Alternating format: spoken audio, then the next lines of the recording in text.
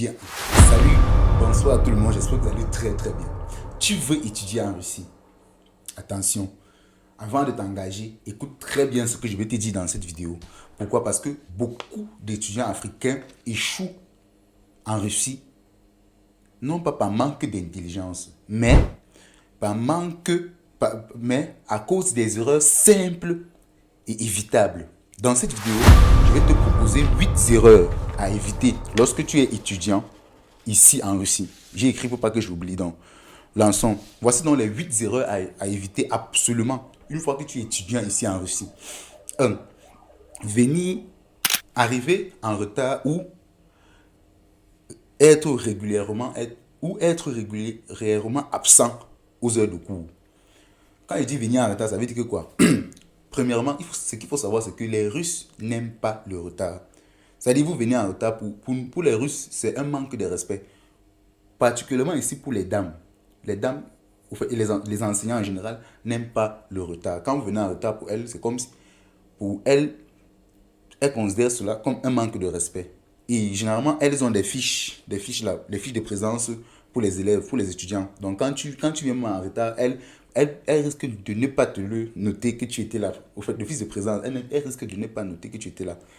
Deuxièmement, travailler illégalement pendant ses études. Quand je dis travailler illégalement ici, ça veut dire quoi? Un travail illégal, ça veut dire quoi? Tu n'as pas signé de contrat avec ton employeur, donc tu travailles dans le noir. De façon, dans le jargon du quartier, tu travailles dans le noir. De deux, tu travailles aux heures de cours.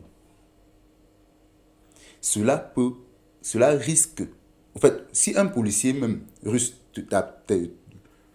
t'interpelle à cette heure-là, c'est déportation directe. Travailler illégalement, sans contrat et travailler aux heures de cours. Voilà les erreurs qu'il faut d'abord éviter. Ça, c'est au niveau du top 2. Les erreurs qu'il faut d'abord éviter. Top 3. Négliger la langue russe. Sans le russe, c'est impossible de réussir ses cours, ses laboratoires et même ses examens. Tu ne peux pas. Donc, chers camarades, chers gens, chers abonnés qui m'écoutez, mettez-vous à fond lorsque vous arrivez ici sur le territoire russe, dans la langue russe. Mettez-vous à fond. Parce que sans cette langue russe, vous ne pouvez même pas trouver un travail. C'est difficile. C'est toujours les doyens qui vont toujours vous trouver le travail et tout et tout et tout. Et ça devient compliqué. Allons au niveau 3. J'ai noté au niveau 4, pour pas que j'oublie. Ne pas prendre ces laboratoires et ces travaux dirigés à temps. Ce qu'il faut savoir, c'est que ici en Russie, les délais sont très stricts. Quand tu ne rends pas tes examens à temps, écoute très bien cette partie. Quand tu ne rends pas tes examens à temps, voici ce qui peut se passer. Le professeur à qui tu dois cet examen-là peut te conduire au service de commission.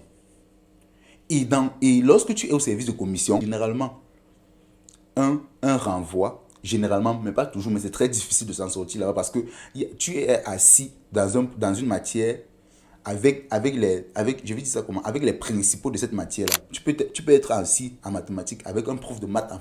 Il te donne les exercices, il attend de toi les réponses en russe, tout en russe. Je ne sais pas si tu comprends un peu. Donc, c'est difficile. Et généralement, c'est d'où les gens échouent. Soit suite à une commission, ils peuvent directement te renvoyer. Oui, et ce qu'il faut savoir, c'est qu'on ne peut pas renvoyer un étudiant ici sans qu'il ne passe pas la commission. Allons au niveau 5. Ignorer les règles migratoires, visa, enregistrement, prolongement de visa, prolongement de séjour. Ce sont ces choses qui sont non négociables. Pour un étudiant africain, tu dois franchement vérifier constamment la date limite de ton visa, ton enregistrement, les assurances maladie, tu dois constamment veiller sur ça. 6. Manquer le respect aux enseignants et et à l'administration de ton université. Bon, généralement, je n'ai pas encore, de mon expérience personnelle, je n'ai pas encore vu un noir qui manque le respect ici aux enseignants. Généralement, ce sont les gens de d'autres pays. Donc, quand je parle, vous me comprenez. Je n'ai pas encore vu un noir qui manque de respect aux enseignants, en fait. Septièmement, faire confiance aux fausses agences dans votre projet d'immigration ici en Russie. Oui, chers amis, l'année passée, j'ai écouté l'histoire d'un jeune Camerounais qui m'avait qui m'avait profondément touché. Il me racontait que son checker, donc quand il dit son checker, celui qui était devant sa paperasse qui devait vraiment l'accompagner pour qu'il puisse fréquenter ici en Russie, avait non seulement pas payé ses frais scolaires ici et aussi son logement. Donc, quand il est arrivé à l'aéroport, c'était difficile pour lui. Il était obligé d'appeler ses parents pour que ses parents lui fassent encore un transfert d'argent pour qu'il puisse le payer. Pour qu'il puisse payer dans une autre université. Parce que l'université même dans laquelle il avait reçu l'invitation ne pouvait plus le recevoir. Il était obligé de chercher avec l'argent que son papa l'avait envoyé, de trouver une université dans une autre ville. D'où il est venu ici à Ryazan et il m'a expliqué la situation.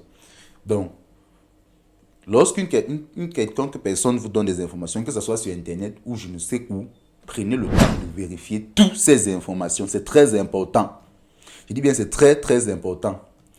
Huitième et dernier point à éviter si vous êtes étudiant ici en Russie.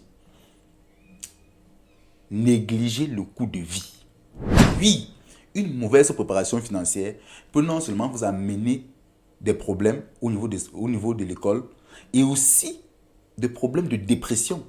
Quand tu négliges le coût de vie, quand tu n'as pas planifié, en principe, voici comment ça se passe pour des étudiants qui travaillent et fréquentent ici en Russie. Le principe est assez simple, je vais toujours le dire.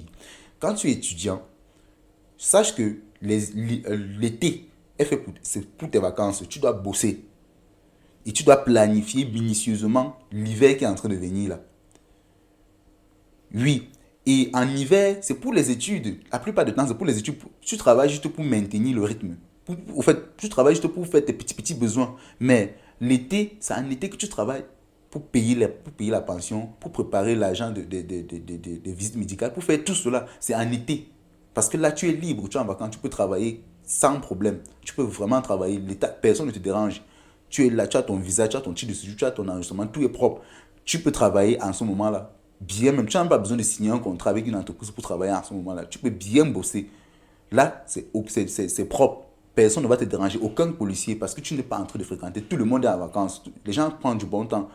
Là, tu peux bosser et payer, garder déjà assez d'argent pour ta scolarité. Maintenant, actuellement, où l'hiver est déjà là, c'est là que en fait, tu ne travailles pas pour payer la pension, en fait. Tu travailles juste pour maintenir, pour manger un peu et subvenir à tes petits besoins. C'est ça que je dis, faut bien se préparer. Celui qui n'a pas compris ce principe va toujours faire le même cycle toute l'année. Big up.